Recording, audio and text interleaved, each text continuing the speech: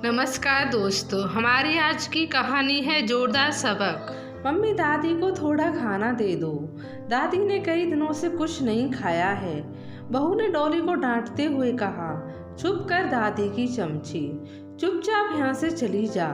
अगर तू उस बुढ़िया की वकालत करेगी तो तुझे भी उस बुढ़िया के साथ बंद कर दूंगी, खाना भी नहीं दूंगी।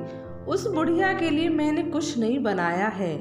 अगर मेरा बस चले तो मैं इस बुढ़िया को भूखे ही मार दूं। जिस दिन यह मरेगी मेरा पीछा छूटेगा।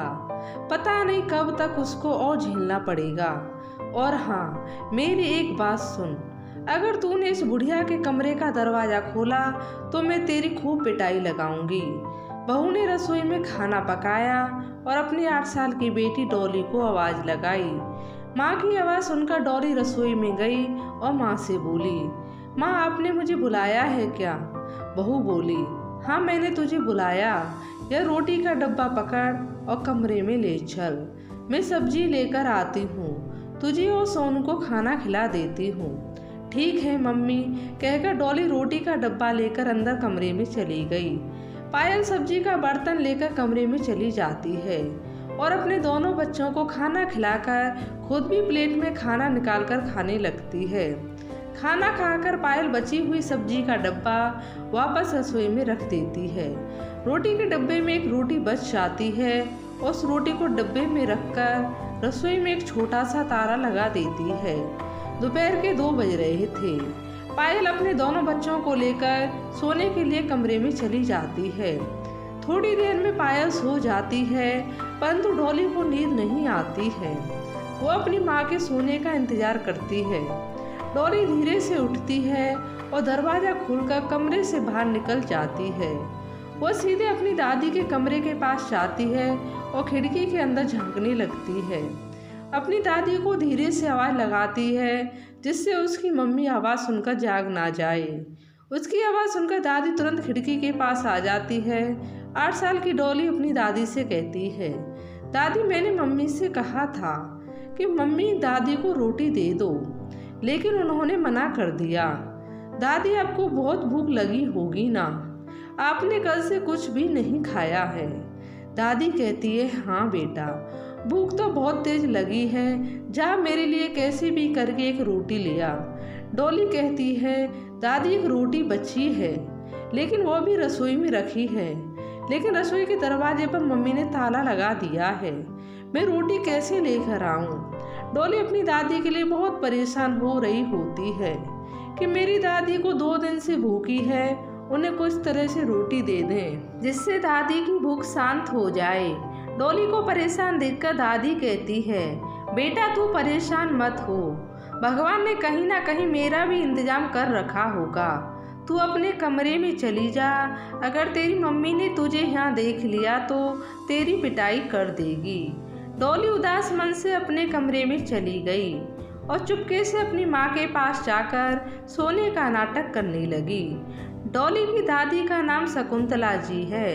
शकुंतला जी का बेटा है जिसका नाम सुनील है। शकुंतला जी के पति का देहांत जब हुआ था तब सुनील बहुत छोटा था। शकुंतला जी ने अपने बेटे को मेहनत मजदूरी करके पाला पोसा था। जब शकुंतला जी के पति का देहांत हुआ था तो उनकी उम्र लगभग 27 से 28 साल की थी और दूसरी शादी भी कर सकती थी, लेकिन उन्होंने अपने बच्चे के भविष्य की खातिर दूसरी शादी नहीं की और एक सादगी का जीवन अपना लिया।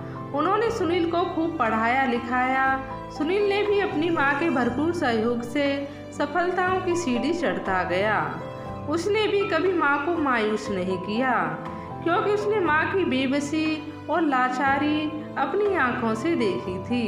सुनील बचपन से ही अपनी माँ को मेहनत मजदूरी करते देखता आया था, इसलिए सुनील ने भी दिल लगाकर पढ़ाई लिखाई की। सुनील अपनी माँ से बहुत प्यार करता था और उनका बहुत सम्मान करता था। उसे इस बात का एहसास था कि उसकी माँ ने उसके लिए कितने त्याग किए हैं। सुनील अपनी माँ को हमेशा खुश देखना चाहता था। वो अपने आप को बहुत खुश नसीब मानता था कि उसे शकुंतला जी जैसी माँ मिली है। भगवान की कृपा और माँ के आशीर्वाद से सुनील की नौकरी लग गई। नौकरी के लिए उसे दूसरे शहर जाना पड़ा। उसने शहर में एक छोटा सा कमरा किराए पर ले लिया, जहाँ से वहाँ अपनी नौकरी में जाता था। इसलिए वो अपनी माँ से दूर हो गया था, क्योंकि गांव में उसकी थोड़ी सी पुश्तैनी जमीन और मकान था, जिसे माँ छोड़कर शहर नहीं आना चाहती थी। वह 15 से 20 दिन में शनिवार के शाम को घर के लिए निकल जाता था और सोमवार को सुबह शहर अपनी नौकरी के लिए निकल जाता था। माँ ने सुनील की शादी कर दी। सुनील के 2 बच्चे हैं, एक 8 साल की डॉली और एक 4 साल का सोनू। सुनील जब भी आता है या कोई भी चीज़ लाता, वो अपनी माँ के पास जाकर अपनी माँ के हाथों में रख देता। यह सब देखकर उसकी पत्नी मन ही मन कुढ़ा करती और अपनी सास से नफरत करती थी। वो मन ही मन सोचती, मेरा पति मुझसे ज़्यादा अपनी माँ से प्यार करता है। धीरे धीरे इसी बात ने उसके मन में एक गहरा घाव भरने लगी और वह भीतर ही भीतर जलने लगी। इसलिए वो अपने पति के पीछे अपनी सास के साथ बहुत गलत व्यवहार करने लगी थी। उसने अपनी सास को भूखा रखना शुरू कर दिया। अब कितनी बार वो अपनी सास को खाना नहीं देती, कई बार तो उनको कमरे में ही बंद कर देती। सुनील की बेटी डॉली बिल्कुल अपने पिता पर गई थी, इसलिए वो अपनी दादी पर जान छिड़कती थी। उसकी मम्मी दादी के साथ जो भी बर्ताव करती उसे बिल्कुल भी अच्छा नहीं लगता था। कभी कभी उसका मन करता था कि वह सब कुछ पापा को बता दे, लेकिन दादी उसे बताने से मना कर दिया करती थी। आज भी वही हुआ। बहू ने डॉली की दादी को खाना नहीं दिया और डॉली अपनी दादी के लिए बहुत ज़्यादा परेशान हो रही थी।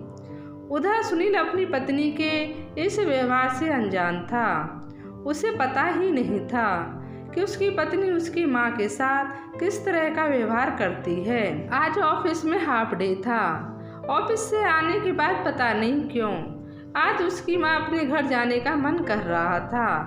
अभी उसे 2 दिन बाद घर जाना था, पर पता नहीं क्यों आज उसका माँ से मिलने का बहुत मन कर रहा था।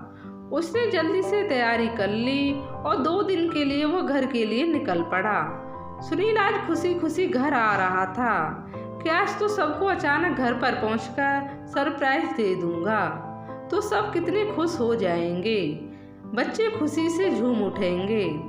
जैसे जैसे वो घर के करीब आता वैसे वैसे वो बहुत अधिक उत्साहित होता जा रहा था। घर के दरवाजे पर आकर उसने घंटी बजाई तो कोई नहीं आया।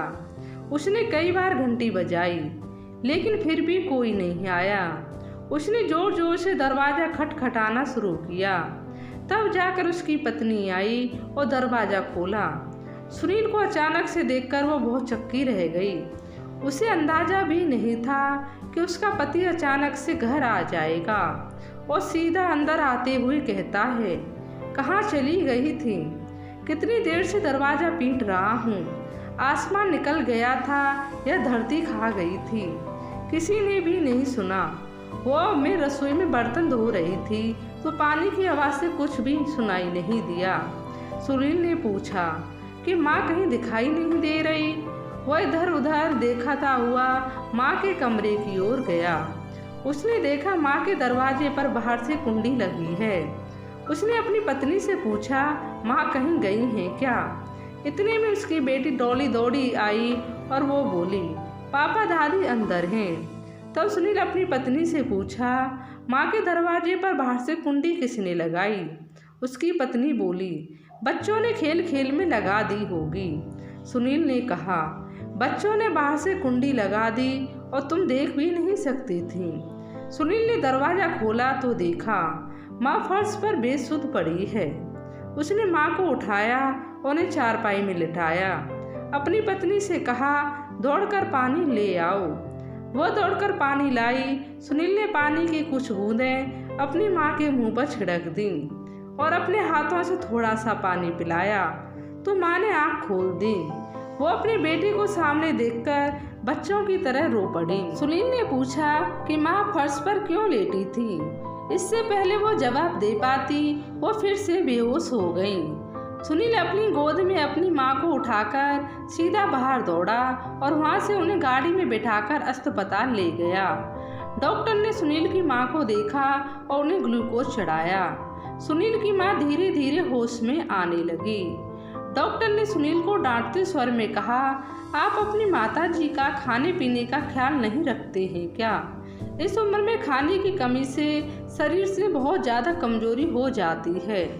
बेचारे बूढ़े इस उम्र में खाते ही कितना हैं, सिर्फ एक रोटी या आधी रोटी।